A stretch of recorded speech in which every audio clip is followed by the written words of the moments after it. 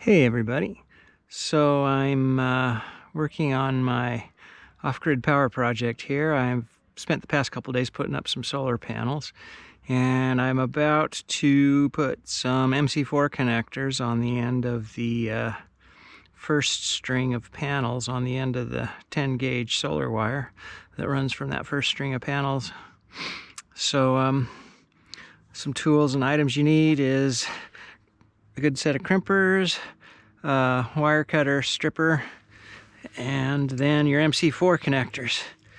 So there's these pins, these silver pins here that crimp onto the wire, and then those pins fit inside the actual waterproof connectors. And so there's one thing you need to keep in mind with these. First of all, there's a male and a female MC4. Male, female, fit together.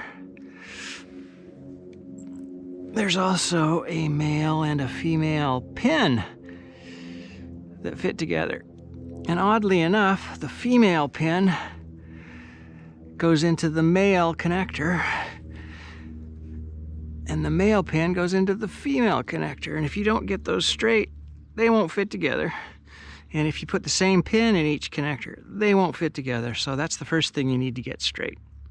If you don't have that, you're screwed. So there you go. I'll go ahead and crimp this one.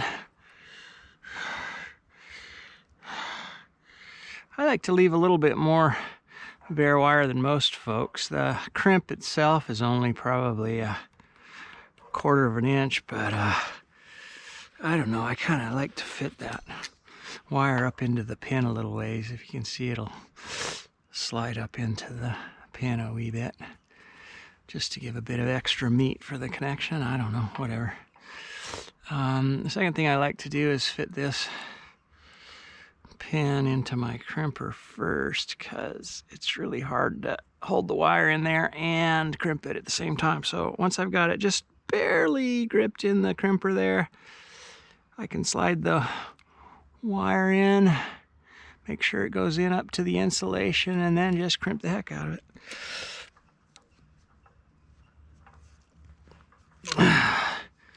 Okay, so now this is the key part. So that's the male pin, and the female fitting goes over that. Okay, so that one's almost done. Now we'll do the other wire.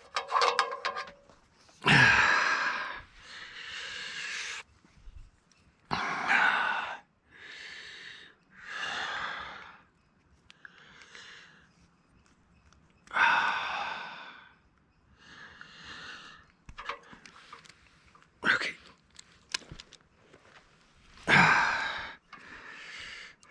So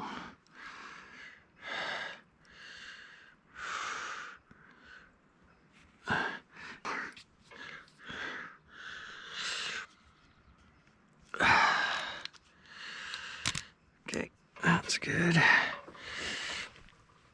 Oh, you know what I did? Crap. Oh, it's gonna go. Yeah. Yeah, baby. I guess you don't need to get those little bits on there before you crimp it on. And then it just snaps into place. And snaps into place.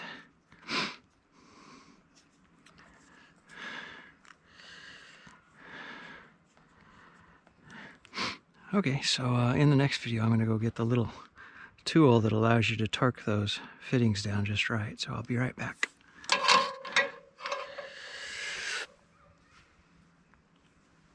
Okay, so I've got to tighten down the collars on the MC4 connectors to the right torque. And so the MC4, at least the Renogy MC4 connectors that I buy, come with this nifty little tool. So on this end, it's got the pins that allow you to take, when you have two MC4 connectors that are pressed together, you can use that pin to separate them. So that little bit just fits in there, and then it'll pop your tabs out of the connection. Boop. Or you can do it this way too. Boop. But if you have two of these, what you can do is slide this bit over that with the pointy thing sticking away from the inside, and then this part here, see, fits over the other side of the connector, and then you can torque those. Now when that thing starts spinning, boom, see, click, click, okay, that's it, that's the right torque. Now you stop there, and then torque this one here.